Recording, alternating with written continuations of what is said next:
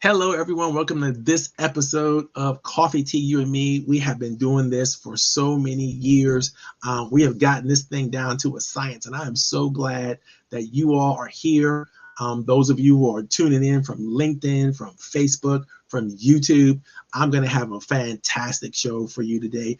For those of you who are tuning in for the first time, we are in the middle of a series, and the series is really all about benefits. How do you receive benefits that you're supposed to receive? How do you share the benefits that you're supposed to share? And finally, how do you elevate your level of performance that you can create mutual benefit for the people that you play with? If you're an entrepreneur, if you're a business leader, you have got to understand the science, the art, the wisdom, the strategy, and everything you need to understand about benefits and how benefits work. So if you want to, you can catch up to some of the reading and some of the things we got going on. You can go back into the further episodes back on YouTube or LinkedIn or Facebook, and you can see what we're talking about. You can go back to maybe 4 weeks ago, and then you'll be able to start from benefit episode 1. Right? This is episode 4. And next week, we're going to close it all out, and we're going to talk about the organization that I'm a part of and that I co-founded along with my partner, Dan Marcourt, the Roundtable, and how do the Roundtable experience express all the benefits of becoming a Roundtable member and what we share for our members at the Roundtable. So you don't want to miss that next week when we come back, because it's going to be super, super, super exciting. I'm going to go ahead and post today's conversation in the chat as soon as I figure out where I left it. It's somewhere here on my hard drive. I got so busy talking to our guests backstage today, I forgot to do my homework and get everything all queued up for it and be ready to go for everybody. But there it is. I found it. Here we go. So I'm going to post our benefits document in the chat. And so if you get the chance, and if you have the chance to go ahead and download that to your own hard drive, that's there for you for free. All right. You can, it's evolving. This is the most recent edition of it. And so that whole training module it's got full of links, quotes, books. Most of you all know that when I create a training program, I'm all over the place, right? I'm going from all the emotional intelligence pieces. I'm looking at all the social intelligence pieces. I'm looking at what the Bible says about the thing. I'm looking at all the great quotes that are out there. And then I put together, the thoughts and ideas that I think are going to be most beneficial to you. So today's topic is about, we've moved on from, how do you share the appropriate benefits, right? That's about contribution. Right? And then how do you receive the appropriate benefits that you have? That's all about, making sure that you're getting paid and you're doing the things that you're getting the benefits that you deserve based on the contributions that you've made. And today we're going to talk about the benefits associated with performance, because performance is a unique kind of thing. It's neither something that you give or something that you take. It's all of the above and more. And we're going to talk about all the benefits of being a high performer. And people really get confused a lot about this, because there's a difference. People, when they talk about performance, they talk about generally when we put somebody on a performance plan, it might be punitive in the workplace, right? It might be something that we're not doing. We don't really think about our own personal development plans, writing our own personal development plans, coming up with them and using the techniques and tools that we need that, say, a training and development professional like myself or our guest today would help you with, right? Is figuring out how to move yourself forward in whatever developmental techniques and strategies you need to have. That's what training and development is all about, right? And so as a coach, my job is to help people figure out where they want to grow, and then help provide the tools and techniques and strategies to grow there. So I do this kind of training stuff. I write these kinds of manuals and stuff for fun. I don't have nothing better to do, right? I don't. I do these for fun, and I enjoy it. So today's we're going to talk about benefits. And if you're looking at on the benefits document, I think it's around the benefits of performance, start around page 20 or 21, if I'm correct. So you should click around here in the document, and you'll be able to see page 20 or 21. That's where we're going to start today's talk. Before we get there, I would like to remind you guys that we have a guest presenter in the audience today. She's not a presenter. She's just going to be a panelist, but she's a supercharger of a lady. I absolutely love our guest coming up. Let me tell you why. She's one of the few people that I know who's a resident and residing in Paris right now. And she's come to us live. She's a brand new professional. She's been there for a couple of years.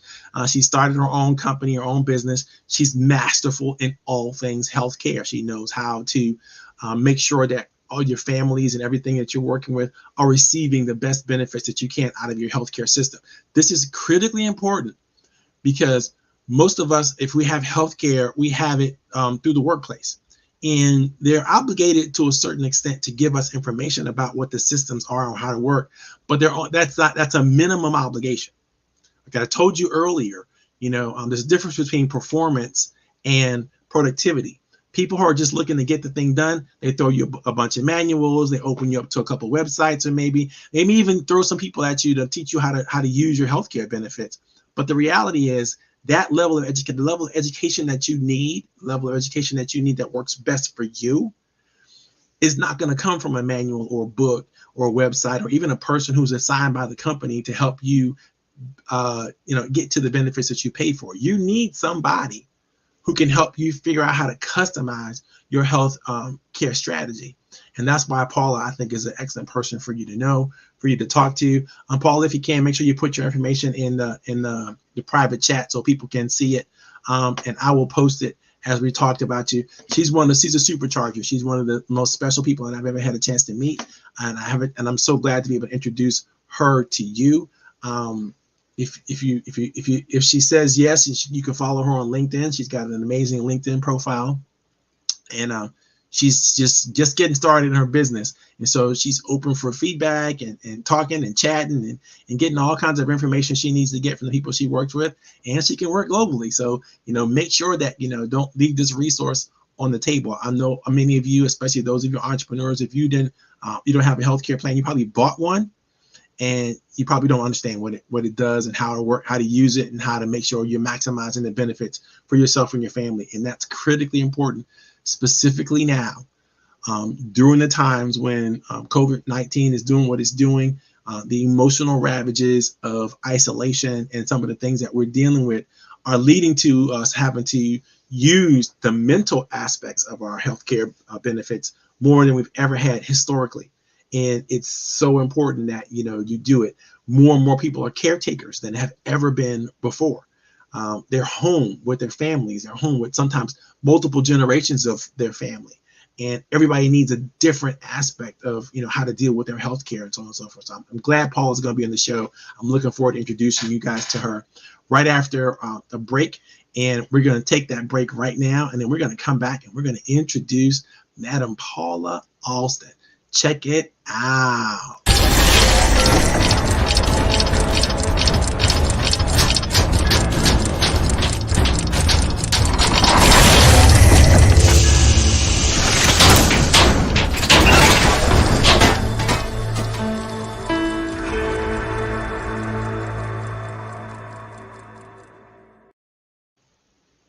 Okay, boys and girls, ladies and gentlemen, children of all ages, welcome to Coffee, Tea, You and Me.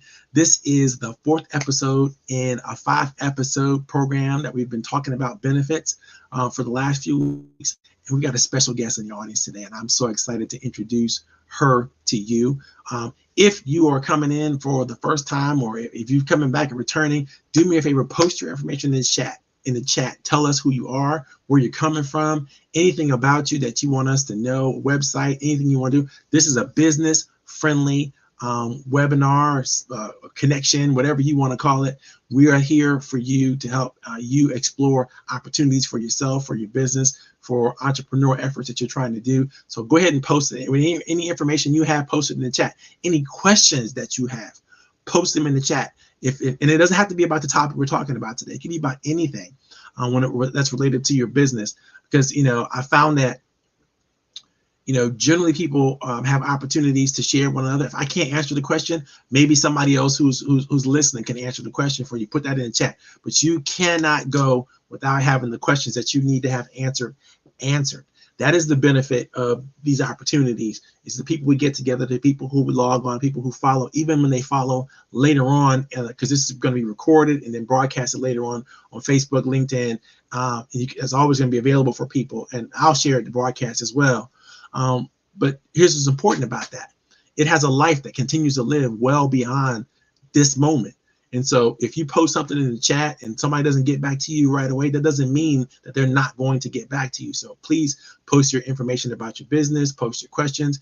If you're logging in from someplace different than good old Centerville, Virginia, we love to hear who you are and where you're coming from and where you find us and how do you find us and all that kind of good stuff. So feel free to engage as much as possible. That's how we know, we're doing the right thing. Even if you're engaging later on, I know a lot of you are introverts like me and you don't want to, chat up too much or put too much information out there. I'm the same way. I get it.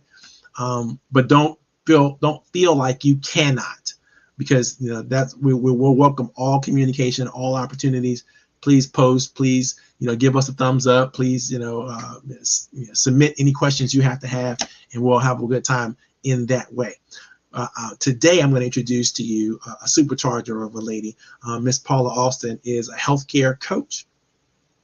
And her job really is to help you identify and use your healthcare benefits to the best that you possibly can. She is a genius involved in the world of healthcare. She's been involved for all her professional life. I mean, that's what she's done.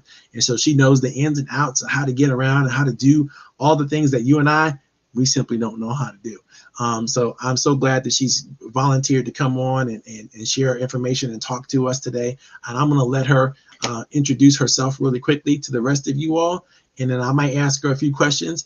And then I'm going to put Paula backstage and get down to the get down, which is the topic of today. Here we go. Hey, Paula, how you doing? Hi. So tell us all about your business, your idea, where you want this thing to go. How do you see yourself progressing? Well, I'm an aspiring coach. I'm in the process of getting my coaching business off and running. Most of my working career has been in health promotion and wellness, assuring that people take an active steps with their health care and making sure they stay healthy as well. One of the things I've done over the years, I've built a lot of programs from the ground up that have helped thousands of people make healthier choices and their outcomes for their health, for their chronic conditions actually have improved. So that's been the bulk of my working years have been in healthcare and working in wellness and promotion as well. So what I'm hoping to do is to continue to stay in that space and coach people and help them live healthier lifestyles. So that's the aim and the focus of my coaching business. Fantastic. Tell us, without revealing your glorious age. We don't want to talk about that, but let's talk about how long have you been in the healthcare industry? At least 20 years.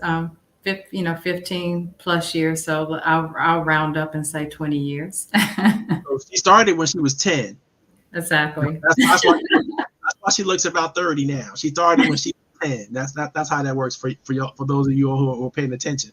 But just know there's a wealth of expertise. There's a wealth of understanding of how to negotiate the shark-infested waters of today's healthcare system. I mean, and there's so many different interpretations of what healthcare is. Some people say healthcare, some people say health insurance, some people say benefit plans, and so on and so forth. What do you think about all this madness when it comes to how we title healthcare, Paula?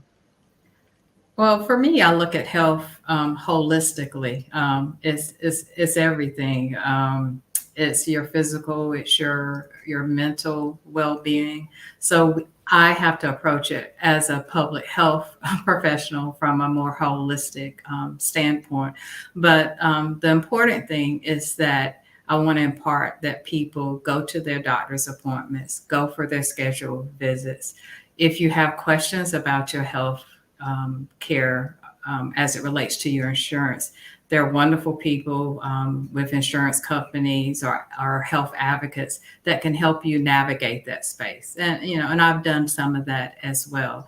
But the most important thing is that you take an active role in your healthcare. And if it's something you don't understand, make sure that you seek professional help and guidance. Go into those appointments.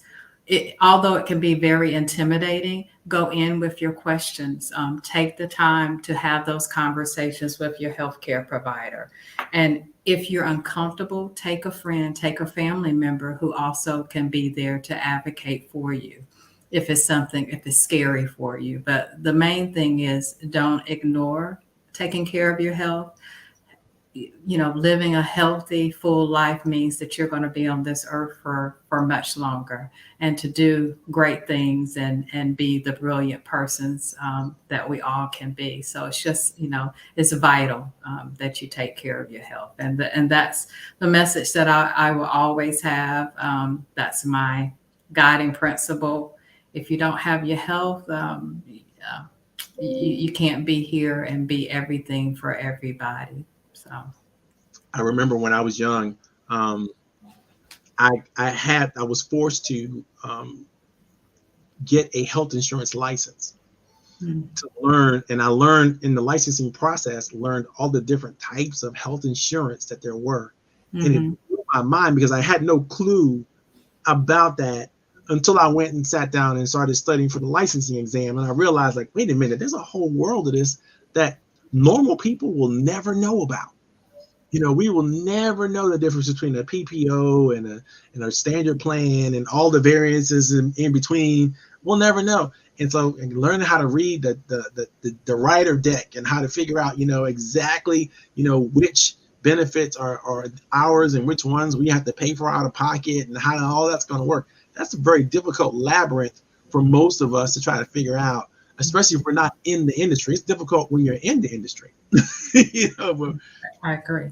When you're like just a lay person, like, and I've been to those corporate benefit, retreats, or sometimes with the wellness, what do they call them? The wellness luncheons and things like that, where they invite the professionals from the various different carriers to come in and tell you all about their plan and how that plan is supposed to work with you. And I'm looking at this going, I hope you don't think people understand what you're talking about right now, because I don't, and I'm a licensed professional.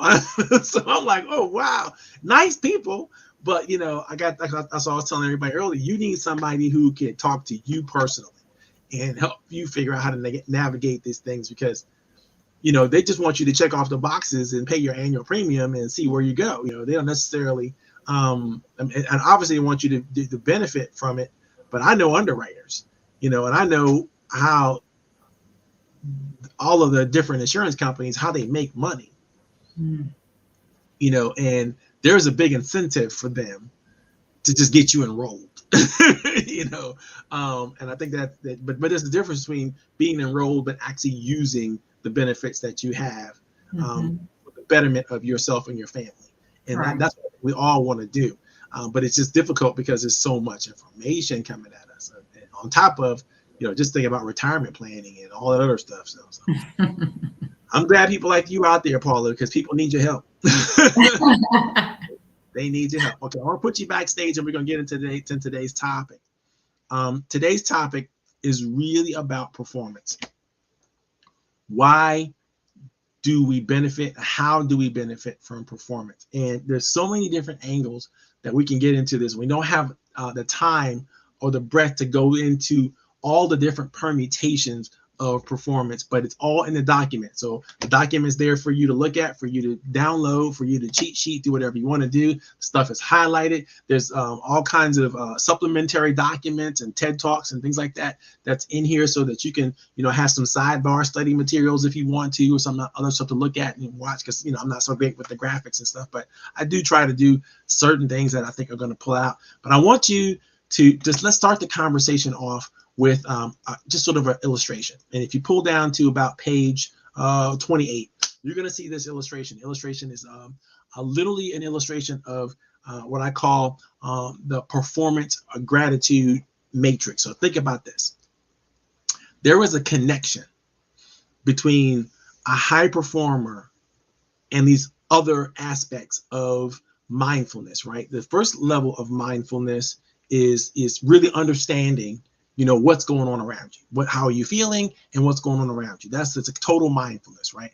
You have to have that, because if you don't have that, then you can never be grateful. You can never have gratitude. Now, gratitude is a very, very, very unique and specific human emotion, because when you have gratitude, when you're grateful for something, you feel the benefit of any contribution that is made for you, or around you, or anything that you're receiving. You become grateful for those things because you realize you did not have to be in a position to be able to receive that thing that you're receiving.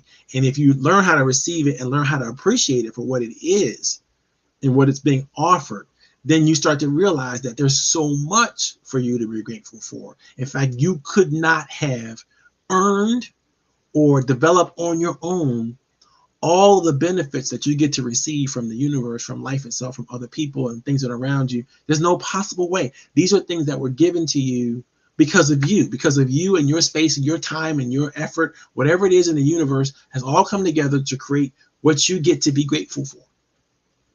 So if you think about that and understand what gratitude is, when you're super grateful, you're going to be satisfied. You're going to be happy. You're going to be joyous. You're going to be able to do and experience things that other people take for granted. You're going to be able to smell the roses, right, while you're alive.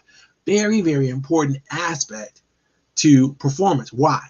Mindfulness, gratitude, and satisfaction all lead to high performance in everything that you do. Everything you do and everything how other people receive you is all related to you first being aware of what's going on around you, who you are, what contributions you can make, what talents and gifts you bring to the world, what others have given and brought to you. You're mindful of all that. You're grateful for what you received in ways that that only mindfulness can create. By the way, because if you're not aware, obviously things just pass by and you just are a beneficiary, but you're not a conscious beneficiary, right? So gratitude gives you that conscious level of beneficiary that you can get to. And then finally, when you're finally grateful, you can be satisfied, you can be happy, you can be joyous, you can be rapturous, even everything that you're receiving, and everything that you have, because of you understand exactly what it is. You understand it as a gift, you understand it as an endowment, you understand it as a benefit of your life, of your existence, and it all is there for you, right? Then finally, what happens is you can perform better.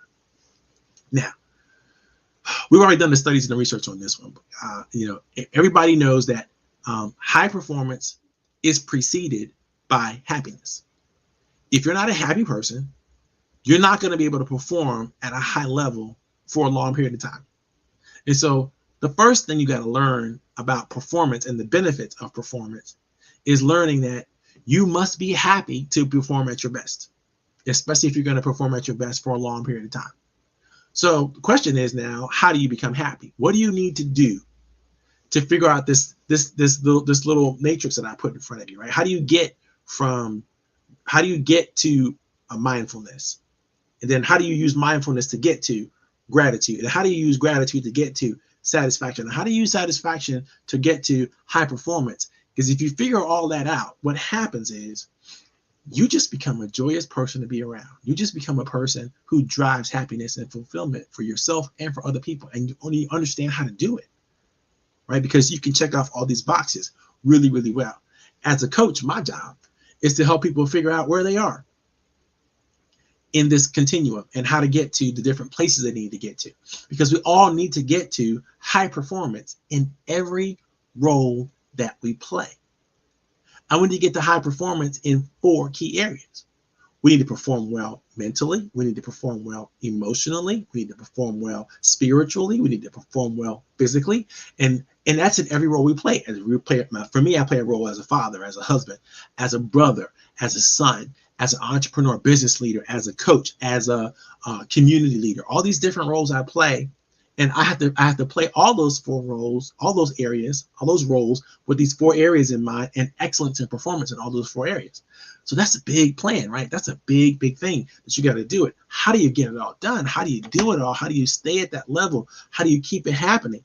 And you can't do it if you don't understand that continuum that I just put down in front of you. If you don't understand how important it is for you to be mindful of what you're doing, how you're doing it, why you're doing it, if you don't understand what you need to be grateful for, what you can be grateful for, I mean, you're not genuinely grateful. If you don't understand how to be satisfied, then you're never going to get to a level of performance where you create that mindfulness, that gratitude, that satisfaction in other people.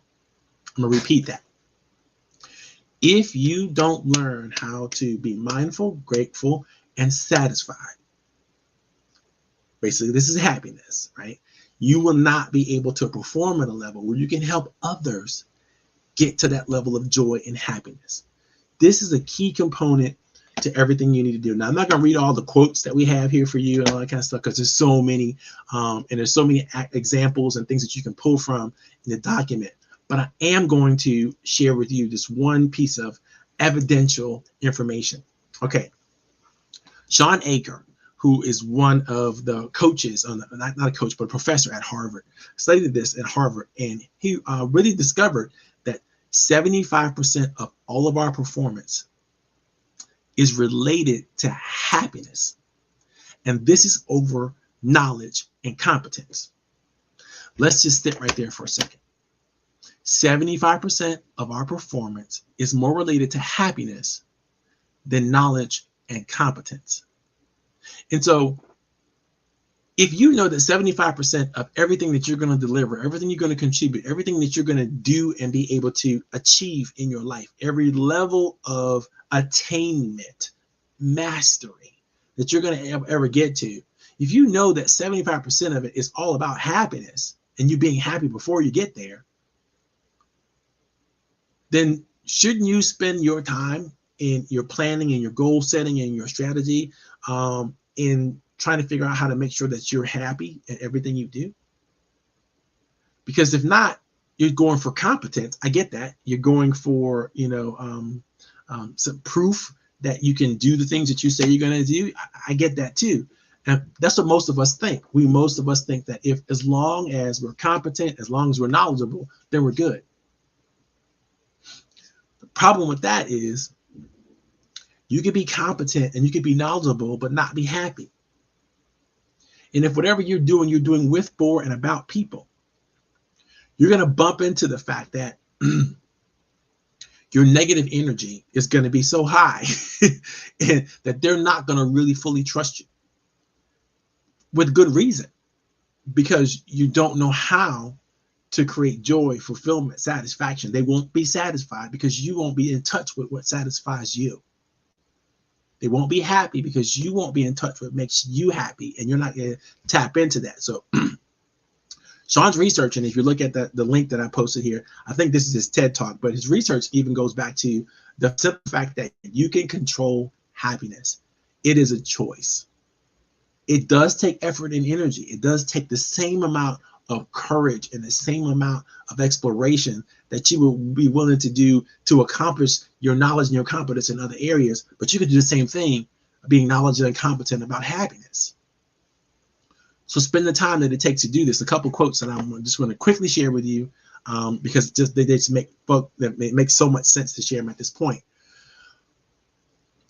Emerson said, "For every minute you are angry, you lose 60 seconds of happiness." Basically, all the time you spend being angry and frustrated and fearful and in a negative headspace, right? You're losing that same amount of time that you could be in a positive, upbeat, cheerful headspace. The choice is yours, right? Lincoln says, "Folks are usually about as happy as they make their minds up to be." What is the ceiling on your happiness? That you've already made your mind up that this is as happy as I can get. And what has forced those things to happen to you for you to make those decisions? What has happened to you for you to make the decisions that this is all the happiness that I deserve? This is all the joy that I'm ever going to have in my life. So therefore, I'm going to cap it at this. You have to realize, and successful people, high performing people realize that the level of happiness that they can enjoy has no ceiling. And so therefore it is an ongoing, all-time continuing pursuit. They never give up. They never stop searching for it. They never stop working on it. They never stop looking to be satisfied, looking to be gleeful, looking to be more joyful, looking to do it. And if anybody has any questions about that, we can definitely talk about it. But I want you to know that these things are choices that we're making. And we don't have to make the negative choices. We can make the positive choices. We can go for happiness. There's a couple rules that I want to share with you about happiness. And I think I'm going to share with them right up front. And then I'm going to ask you some hard questions. So I hope you're ready. The rules kind of turn into questions later on in the document when you're reading it. But think about these rules right up front. Rule number one: if you commit yourself to a detailed written plan and then to the flawless execution of that plan, then you're going to be a high performer, right? That's rule number one. Commit to a detailed, well-written, well thought through, well articulated plan, and then commit to flawless execution of that plan. Now I know what you're saying. Everybody's going, oh, yeah, I can't write down everything. I don't really know how to write down everything. I don't know what I need to do. There's so many different examples out there. Stop making excuses. Take the time. If it takes you 30, 40, 60, 90, 100 days to write down the plans that you know will make you happy, do so. Here's a hint. Here's a quick hint. If you think about whatever it is you're doing, if you think about the trajectory of what it is you do, with the possibilities, right? Go endless possibility of whatever it is that you're doing right now, right? Ask yourself the question: if I reach the maximum trajectory of the talent that I have in this particular space, industry, whatever I'm doing, ask yourself the question: what will I be, do, and have as a result of making it to the pinnacle of success, making it to the top of the game, making it to the best of the best? If I get down to that point where I'm masterful at this thing, what will I be able to be, do, and have? How will I know I have arrived? What will the things, what will be the indicators that be, do, and have? Those are indicators that you've arrived. Because a lot of people have a hard time with vision, but they don't have a hard time thinking about who they want to be. They don't have a hard time thinking about what they want, to have, right? And what they want to be able to do that they can't right now. So spend some time in that space, and then that will be the tools that you need to create the vision that you need to have. Because really what has to happen is you need to achieve those things. You need to create a level of achievement around the be's, do's, and haves of your life. And that's going to lead you into your vision, right? That's going to lead you to, by the way, vision doesn't have to be so crystal clear. Everybody thinks, oh, I don't know, it's not clear enough for me yet. It doesn't have to be crystal clear. That's not the job of vision. The job of vision is to excite you and those that will work with you, and those that will follow you, those that will help you, those that will support you.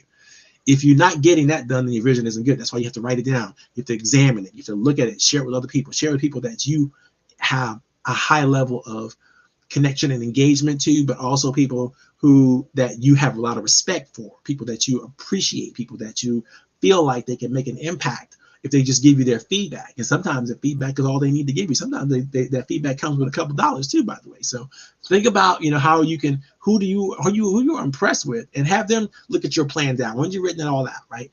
But then you got to commit to, because, as a coach, planning is one thing, but execution is really where it's at, right? So you got to be willing to do the work. Whatever it is that you say you put down in your plan, you got to accomplish. You got to pull together the resources, and then you got to execute those. You have to execute the tools, the strategy, the techniques flawlessly in order to get done what you want to get done, in order for you to experience the things that you want to be, do, and have, right? This is performance at its maximum. So if you're going to do it all the way. Don't do it. Don't put your toe in the water. Don't tiptoe into it. Don't try to work around it. I tried that. It took me 20 years to come up and establish with the coaching methodology and the strategy and be comfortable with it enough to share it. I established it 15 years ago. I just didn't get comfortable with it until I had done it 1,000 times. And then my rational mind went, okay, I already knew this was good. I don't know why I didn't release it to the universe earlier. And now I'm like at a point where I'm like, why did I hold, not only did I hold myself back, I held others back by second guessing what I already knew was crystal clear. I already knew was golden.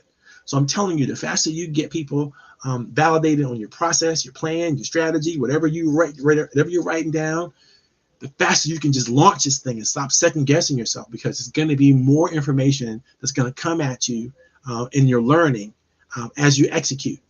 Don't feel like your execution strategy has to be the same as your plan, because in your planning, you're coming up with the best information you have based on this, the assumptions that you're making and the things that you're trying to put together that you can see, right? But it's always things that you can't see.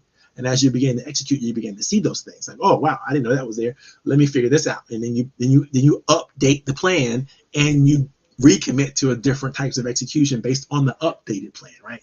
Number 2, discover and share your talent correctly. Now, many of us have really sat down and thought about what our unique gifts are, what we're special at, what we're brilliant at. What are the things that if somebody were to say to us, our friends, associated people, like, we can count on you for this. We know you're going to be, if we ever have any questions about this or answers, that you always have the answers to it, whatever that is, right? That's your gift. That's your unique talent. Whether you have honed it over a period of time, or you have, created it, or it was just natural. It's just natural. You fell into it. Like I am that way with economics. I just naturally fell into economics. I don't love economics. Well, I love it now, but I didn't love it when I fell into it. I was just like, right, I just happen to be good at this. I was good at anything, engineering, or anything that had high principles and techniques that you had to put together and strategize and use calculus and things like that. I love that kind of stuff. So that worked well for me. I didn't know I would like economics because I knew nothing about it until I got into it. I'm like, wow, look at this. I'm seeing how all the money works and how all the flows and all the different energies happen when it comes to employment and how all the numbers work. And I love it. I didn't know, but you don't know what you don't know until you know, right? You get in. Those are things that I'm now mastering. I teach people economics all the time. It's fun for me. So it's important. Think about it. What are your gifts? What are your talents? What are the things that most of us have multiple talents. And that doesn't mean that we have to use each of the talents we have all simultaneously in order to feel fulfilled. Sometimes it's just one, maybe 2, right? I'm going to give you a break real quick, but I want you to think about this. If you're listening in the audience and you've looked at this opportunity before, ask yourself the question: what are my gifts and talents? And I want you, to the best of your ability, put something in the chat. And I'm going to go off camera for a second because I want to give you some time to think. And then I'm going to go take a quick break, maybe about 2-3 minutes. And if you can put something in the chat, what do you think your gifts are? When it's all said and done, what do you think people can count on you for? Write 2 or 3 ideas in the chat.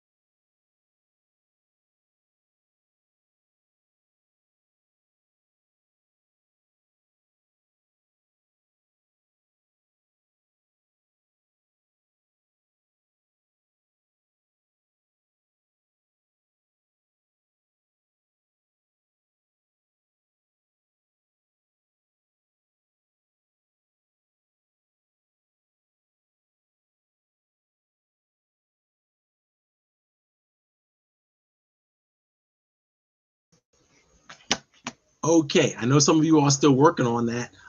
It's a great time to think about it. Darlene, I see you out there. Darlene Petrie, she's out there. She says, thank you so very much. This is a great information, and I'm happy to finally that she caught me live. I'm glad you're here too, Darlene. Do me a favor if you can. Put in the chat where you're coming from. If you have a business you want people to know about, put that information in the chat, Darlene. Make sure that everybody knows how to get in contact with you. I see you watching from LinkedIn. I really appreciate you. It's great. Back to the issue at hand. Most people, when they write down their gifts, their talents, they're not thinking in the way I'm suggesting that you think. What does everyone say about you? What does everyone know they can count on you for? All right, all the time. Darlene says to provide accurate information on scam prevention. In the scam prevention business, I'm great at writing grants. Awesome. Okay, so you know you're great at writing grants. Who is the biggest beneficiary of that greatness? Who are the people who really, really, really could appreciate at a high level your ability to write scam prevention grants? And think about that. That's a target audience, right? The more you can describe the person or the company that really, really, really would benefit greatly from this, but also would have the appreciation of your talents and your gifts. Now we've got something that we can play with, right? So you got to think about that. Just think about your talents and gifts. That's on one side, but you also have to think about who would value it the most, right? And then what is a level that is going to be useful in that your ability to share that talent and gift that's going to matter. Thank you, Darlene, for playing. That's really, really interesting. And if you, by the way, Darlene, if you want to put your LinkedIn information, how we can get to you on LinkedIn, go ahead and do that. That'll be great for people that want to follow up and contact with you if they want. If it's something that you want to share, a website or whatever, feel free to do that. Really appreciate you doing that. We'll give you as much of a shout out as I possibly can. Let's get back to the rules. So we wrote through rule number 1, right? Commit your detailed written plan to flawless execution. Number 2, we talked about discovering and sharing your talent correctly. Once you have correctly understood your talent, right?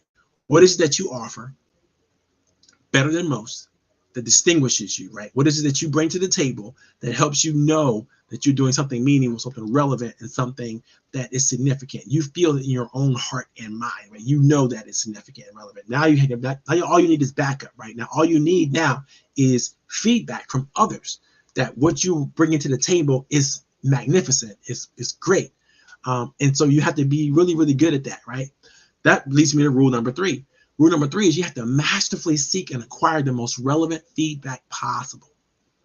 There's a skill to developing and creating and getting feedback from others, especially others that you already have a high level of respect for. Because, I'm not talking about groveling or genuflecting or, doing anything like that when it comes to this, but you need the feedback from the people who are most likely to be the largest beneficiaries of what it is you have to offer. Because those are the people, when they become aware of what you bring to the table, can make the selection and the choice to go, you know what? I need you on my team. I need to either hire you or I need to work with you. I need to figure out a way to get more of what you have to offer. But they're not aware of you until you make the offer, until you say to them, hey, I got something I want you to look at. I just want your feedback on it. I just want you to tell me if you think it would be something useful for you to consider in the future. I love that statement, right? Can I show you something that might be useful for you to consider in the future? Would you be willing to take a look at it just for a few seconds? Would that be something that would be useful for you? Because I really like your feedback. I think I recognize what you bring to the table. I recognize who you are, the name of your company, whatever it is that you think their contribution has been personally. And you recognize that people are more than willing to give you a couple minutes of their time to give you feedback on something, not to buy something, but to give you feedback on something. And it just so happens, if they happen to be in the way of buying whatever it is that they're giving you feedback on, they're more likely to trust you because you trusted them. So think about that as a possibility, right? So if I'm going to ask you to look at something that I've developed, look at something I'm doing, I'm asking you for feedback, I'm automatically saying I trust you enough to give me this feedback. And trust is something that once it's given, other people receive it and they trust the person that gave them the trust. That's how humanity works. So use it to your advantage. You want attention and you want space with people that you already respect and already, have a high level. Then ask them, give them that attention first, give them the trust first, and then they'll give it back to you. The law of reciprocity works that way. It'll happen. Trust me, it happens to me all the time. It's amazing. Number 4, understand that happiness precedes performance. It is true. So in your planning, in your goal setting, in your figuring out what your benefits need to be and what you have to offer, plan and write down and strategize over how you're going to be happy. Because if you don't have a plan to be happy, then you can't make the choice to be happy. Because it's not something that you can just come up with. You know, you have to think about it thoroughly, really understand it from the various different perspectives that people offer. I don't know about you, but I get happy every time I have my favorite drink at Starbucks. You know, that it's, I know for a fact I'm gonna be happy. So like I'm gonna leave, I'm gonna get happy. I'm gonna get that caffeine kick, but I'm also gonna get that special little flavor I like, and it's gonna be the right temperature. Everything's gonna work, and it's gonna be perfect.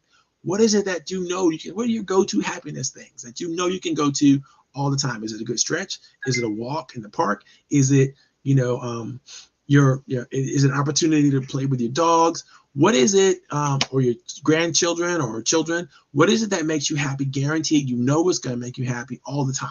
How do you program that and plan more of that in your life, in your day? You know, my Starbucks drink that I'm talking to you guys about, I'm not going to tell you which one it is, but think about it. I have to earn that. It's not a privilege I give myself every day. I have to earn it.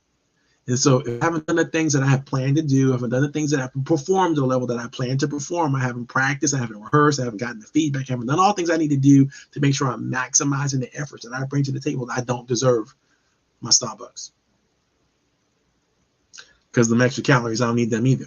So if you think about it, you know, you have to plan into your regular, consistent routine the things that make you happy. Is it meditation? Is it prayer? Is it music?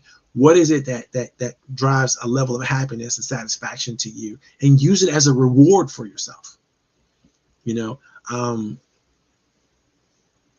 sometimes you use it just to get yourself up and get yourself going. Sometimes you use whatever your happiness factor is, whatever it is that your choices are, to calm you down and get your nerves going in the right direction, right? The good breathing exercises. So sometimes that's all you need to settle yourself. Sometimes some of us like to get grounded, right? So that we need to lay down on the floor and do some yoga or do some stretching exercises. That helps us, you know, center ourselves and get ourselves in a position where, you know, we can start to receive whatever the universe is giving to us at any given time, right? So that's important, right? You have to be able to learn how you move and function within the world that you're in. Don't deny yourself, and don't deny yourself everything. You have to deny yourself some things. You can't be on a personal self-gratification tour all day, every day. That's not gonna work. You know, life doesn't work that way.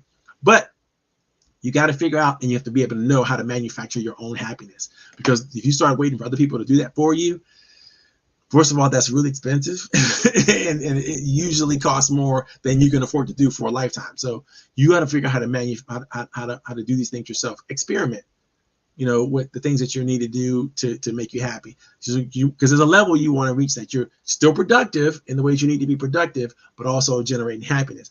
And cool bonus, if what you're doing to generate productivity is also generating happiness, right? That's when you get to the level for not just productivity but performance. When you move from out of productivity into performance, you're happy with the work that you're doing all the day, all the time. You know, that's how that works. Number 5, I love this one. Get over yourself and establish the proof of all your claims. So you say you're brilliant at something. You say you're good at something, or you have this expertise, or you have this talent or this gift. Who else says it? No, I wait. Who else says it? Here's the point. If you don't have third-party evidence, then, you know, you're trying to convince somebody else that you're the greatest thing since sliced cheese, but you're telling your own story about yourself. Think about how you sound, right? But if you have testimonials, endorsements, recommendations, written ideas, even a video endorsement or whatever that is from your highest, you know, paid customer, or somebody who that actually, you know, genders a ton of respect already, like the president of the local CPA association, or somebody that's responsible for something huge that everybody knows, right? The most popular person, right? Celebrity endorsement kind of thing. If you have those kinds of credibility builders, what they call third-party influence, then not only do you get to revel in the greatness that you are, other people get to revel in the greatness, because all you have to do is share that third-party influence. All you have to do is share that third-party evidence of what you're doing. I love people. I look on LinkedIn sometimes and people have no recommendations, 0. And they've been doing what they've been doing for years. Like, you mean to tell me you've been doing whatever you're doing for years and nobody has recommended you? For me, that's a red flag. I mean, does anybody else know you're great besides you? Because when I read the profile, you said all kinds of wonderful, great things about yourself, but no one else has. So I always look for balance of things I say that's wonderful about myself versus things other people. I try to say less, and I try to make sure other people say more. And so it's very, very important because I can't have myself all out there thinking that I'm the greatest thing since sliced cheese when, quite frankly, nobody else believes it. And if nobody else believes it, why should I? That's called social intelligence, knowing that you might be adding to your own puffery, right? You might be blowing blowing up your own spot. That's not necessarily good. Number 6, rules of high performers, right? Generating positive emotions. Your job as a performer, no matter what it is that you're doing, no matter what it is that you're all about, is to generate positive emotions. If people do not feel good as a result of what you do, then maybe you're doing the wrong thing, or you're doing it the wrong way. You might be productive. Like, you might be making the phone calls you're supposed to make. You might be setting up the emails you're supposed to email. You might be doing the outreach that you're supposed to do, and you're really productive. But the how you're doing it doesn't seem to be working. Even if you're getting returns on what you're doing, if it's just a unit of productivity, you don't care about it, it doesn't float your boat, doesn't make other people don't care about it either, you might actually be achieving something. But your level of achievement will never reach mastery because your heart is not in it, and other people's heart is not in it.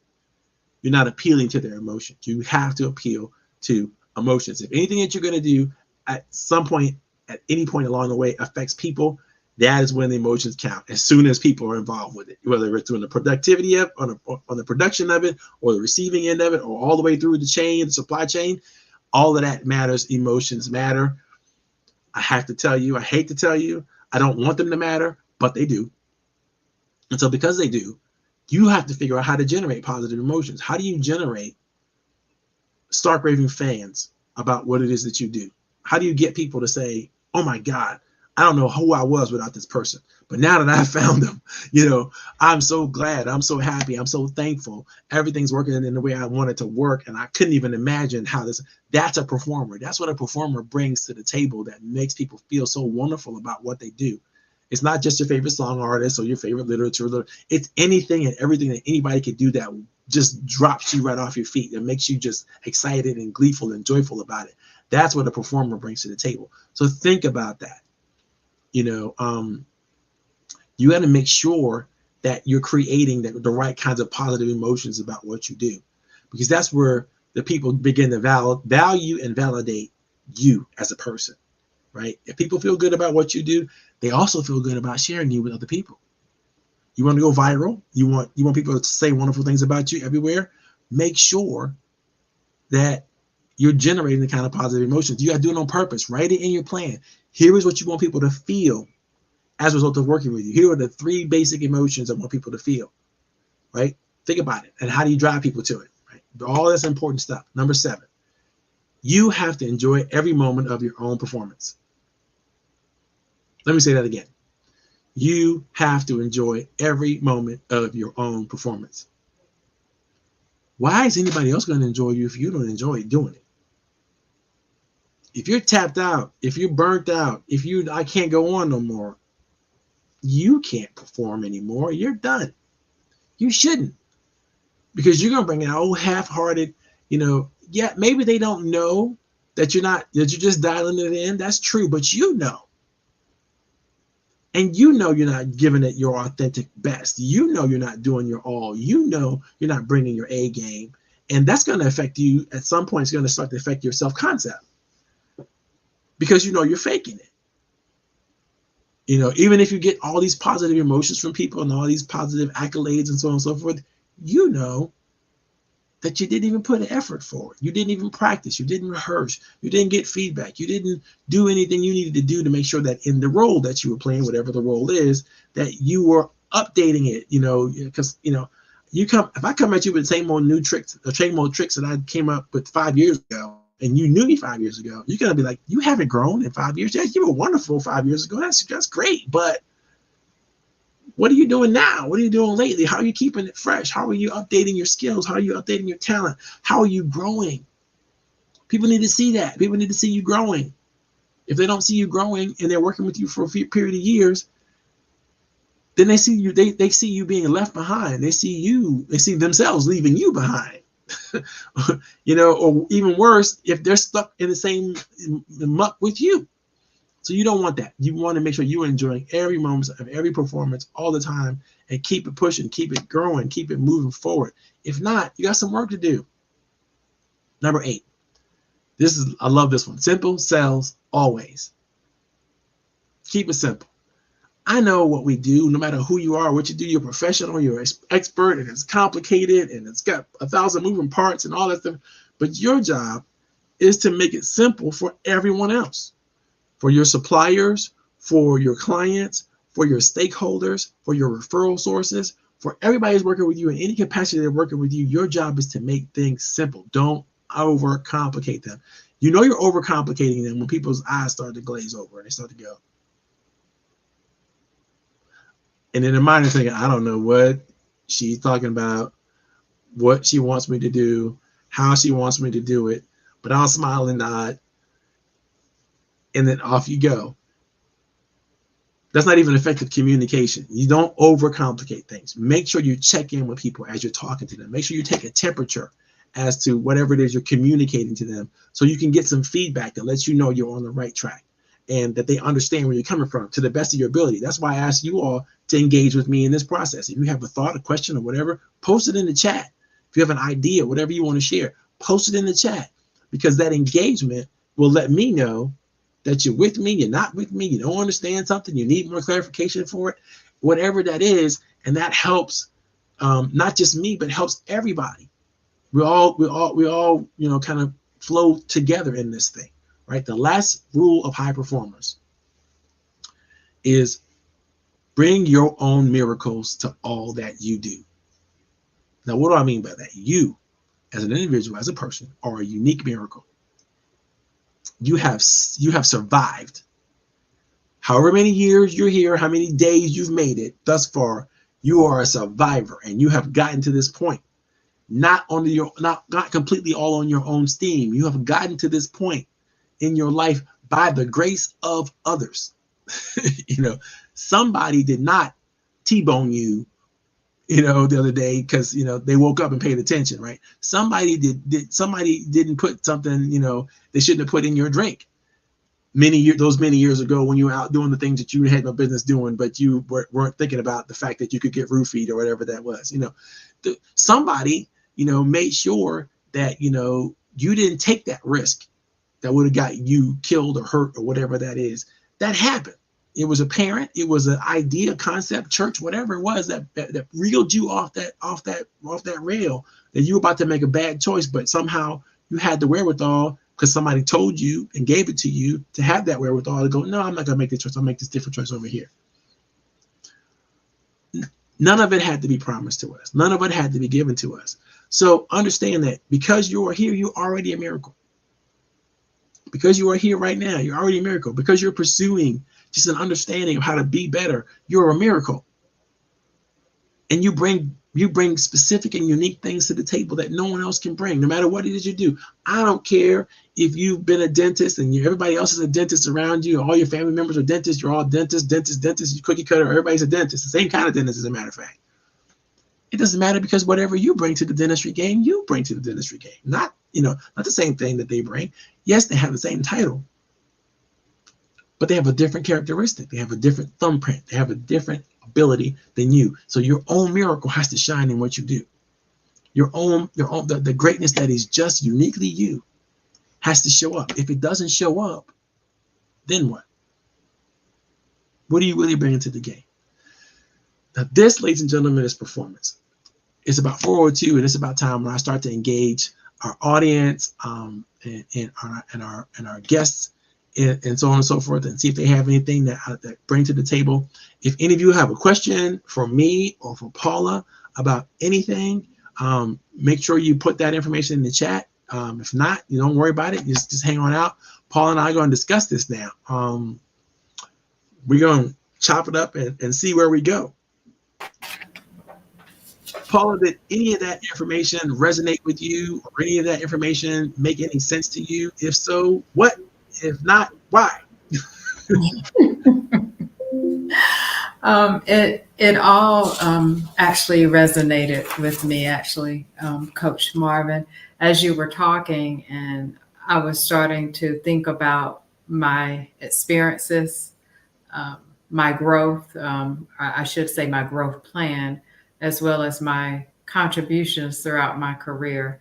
But also, along with that, everything that you talked about to be successful, heart or happiness and being heart centered was the main focal point. And to me, that spoke volumes because that's a guiding principle for me is to lead with my heart. And my goal is to always have a heart centered business mindset when I venture out there and really get my coaching business started. So it just made me kind of take an assessment of my career over time. And like I said, and just thinking about that growth over time throughout these 15 plus years of working in the healthcare arena. I love that heart-centered approach. That just sings to me right there. I'm like, ooh, I like that. I gotta write that down because I didn't. You said that. You But know, but as you talked and talked about the need for happiness first, um, that still spoke to me about happiness for me is leading with my yes, heart. yes.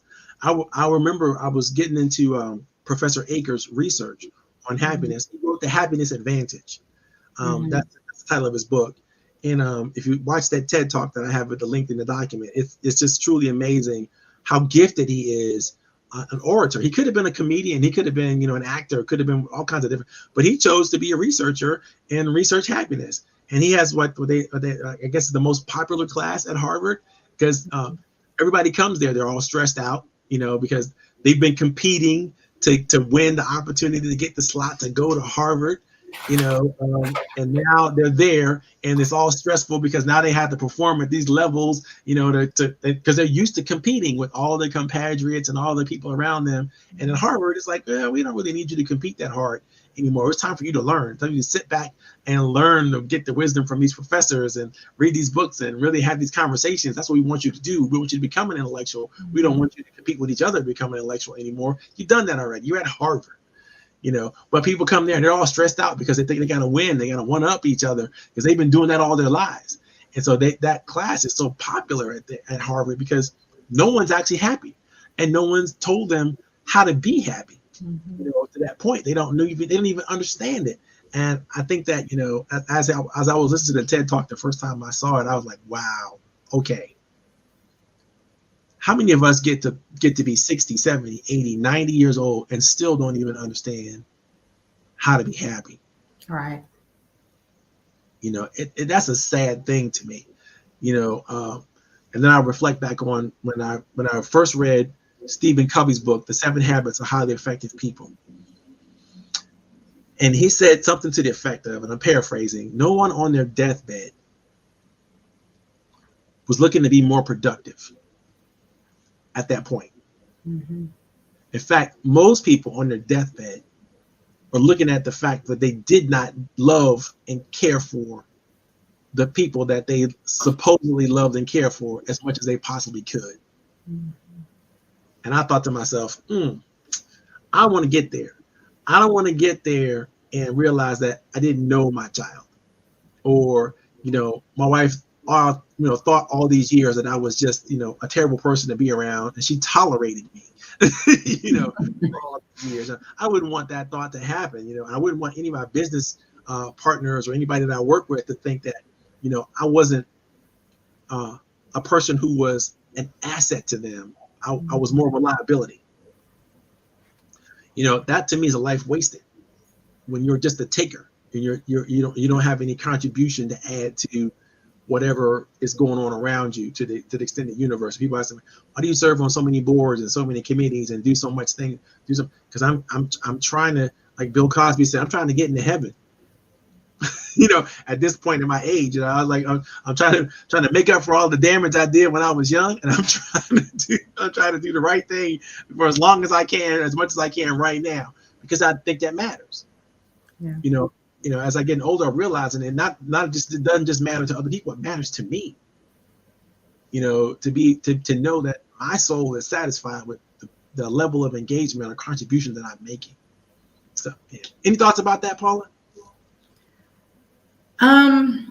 Again, for me, the happiness part is about trying to find whatever your career is and whatever you're doing, that sustained joy and happiness matters. Um, again, sustained joy is a guiding principle for me now. Before I didn't chase the happiness or the joy.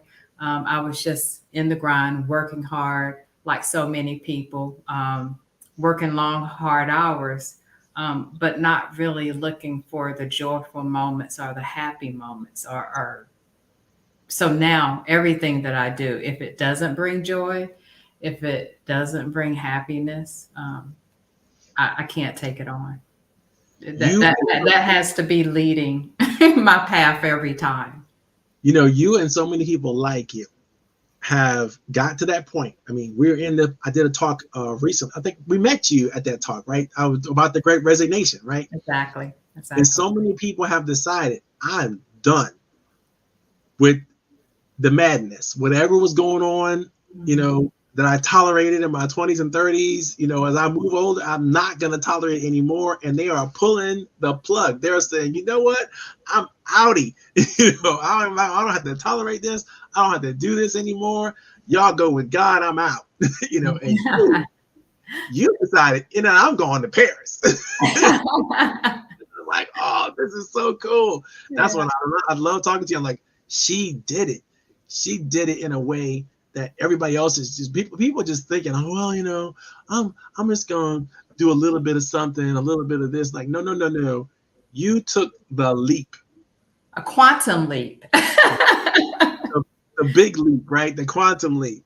What encouraged you um, to make the move, to say this is the me that I want to be, and I'm outie. I'm doing it.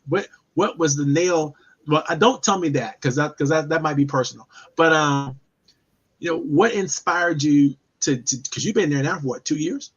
Almost in May, it will be 2 years. Yeah. So I moved during a pandemic. Let's start there. I moved May of 2020. So during the pandemic.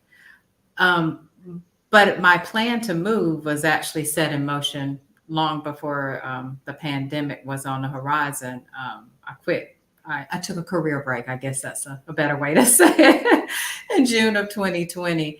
And it was just a lifelong goal of mine to live abroad, to live in this uber charming city. So I decided that's what I wanted to do. However, I did think before the pandemic that I would have this big immersive experience and really immerse myself in the culture and the language and just have a year or so or 2 years top of just exploring and traveling. And that came to an abrupt halt because I wasn't able to do that due to COVID. But it took a lot of courage to still push forward and still do it and actually to still be here. Um, and I survived it and I'm starting to thrive some now. And so, yeah, I'm just excited to kind of be where I am and to do all the soul searching that I needed to do to think about where I want to be and what my plan will be for the next 5 years as I start to build a business and do what I've always loved to do. So be a solopreneur and possibly and hopefully still do that from abroad here in Paris. Awesome, awesome, awesome. So Darlene had a thought that I wanted to share. She said she's been working with nonprofit grants for a while, but she has a difficulty sometimes giving herself the kinds of credibility that she should give herself. Mm. And I know I know I've been at that crossroads and many times in my life where there's a devil on one shoulder going, you don't have no business doing that. You don't have the skill. You don't have the talent. You haven't been here long enough. You don't deserve it for whatever reason. And then there's another angel on my other shoulder that goes, wait a minute, anything that anybody has ever done in the course of history, surely you could do. And so you have to think about it. It's just, you might not be able to execute it physically, but surely you could, you can conceive of it. You can understand it, and I remember back to when I was a kid in high school, and Pythagoras' theorem was introduced to me, right? That big theorem about the triangle, how does the triangle work and all that kind of stuff. And it blew me away because I was like, why are we learning all this information about the triangle? Who cares? What's this all about? And it wasn't until later on when I started realizing that this particular structure on the pyramid was one of the strongest structures that ever existed and lasted, centuries. And if you look at the Great Pyramids, the reason why the ones that lasted, because they were at the perfect angle. The perfect angle and all that got done. And that was, and then I had to dig into it. I'm like, who is this Pythagoras guy? Well, why did he come up with this idea? And I realized he was just sitting around trial and error, trying to figure out, what pyramid was going to work. Some of them fell, some of them didn't fall. So some of them, it's like, okay, this we've got the right angle. This is it right here, right? And so we understand. He created the theorem, and I'm like, oh wow, okay. So people are motivated to do things, and they're motivated to think about things, and we can do amazing things. We just have to sit down sometimes and examine what's going on around us and think about it long enough, talk to the right people long enough, get experience and try things long enough, and then all of a sudden we come up with something that nobody else come up with before. It just takes time and effort, right? Exactly what you're doing, right? It takes courage to take that quantum leap. It's skill. Obviously, you got to have some skill in the back, but we all have some skill, right? And then it takes effort. You put those three together long enough with the passion and everything that comes along with it, you're gonna win. But if you pull it away, if you go, oh, wait a minute, you can start talking yourself out of it, right? I don't have the ability, I don't have the talent, I don't have the skills, I don't have the time, I don't have the motivation, nobody likes me. Pretty soon you talk yourself into a depression. That's true. And you have to have the persistence too, the passion and the persistence. But you can't have that without the happiness. Exactly. Again, it's not just talent and skill. It's not just knowledge that gets us where we need to go. I mean, how many talented people have you bumped into in your career who are just brilliant, but nobody knows it? Yeah. Nobody who matters actually knows it. That's all right. That's exactly right. So all we have to do is get ourselves, our talents and our gifts in front of the right people. And they go, oh, I didn't even know about you. I see you there now. Oh, I like what you're talking about, what you're doing, where you're going. I want to invest in that. I want to be a part of that. I want to jump on board and partner with you. And at that point, we can't be scared. Because, once we put ourselves out there, the universe is going to deliver exactly what we want. Not necessarily in the time we want it, but and all you got to do is be resilient enough to hang in there and keep going. I wholeheartedly agree. I think Darlene agrees too. She just wrote, I love how that all circles back around to happiness. See, there is a method to my madness, Darlene. So anyway, we've had a great show. We've had a great opportunity. Thank you all for coming. Thank everybody who showed up online, who's going to be watching this later on. I really appreciate it. Paula, I want to ask you to sit backstage for a second while I close out the show. Don't go anywhere because I want to talk to you some more. Okay. I love talking to Paula. So I'm going to cheat you guys. I'm going to log you guys off. And I'm gonna hang out with Paula. We're gonna have a good time backstage, enjoying ourselves, and we don't have to deal with you people no more. But thank you for coming to the show. It was great. I hope you logged on. I hope you catch us on LinkedIn, on Facebook, on YouTube later on. Catch the replay, catch the rerun. Download the document. Let me post it one more time just to make sure you guys have it. There it is. But yeah, download the document. And let me see. Did I miss something? I want to make sure I got this No, no, okay. And if you want to follow up with me, my stuff is flashing across the screen, so you can follow up with me on LinkedIn. You can call me, text me, write me, whatever you want to do. If you have any questions about anything, I'll be more than happy to answer. If I have an answer, I usually have an answer. I've been at this for a while, but sometimes you stump me, and then I'm going to go research and find the answer and still get you an answer. So, don't feel free to ask me any questions you have about your business, how to grow your business, how to, grow your sales, marketing, whatever it is you got going on, throw it out there and we'll see what we can do to hook you up. It was great. I love you guys. Thank you so very much and good night.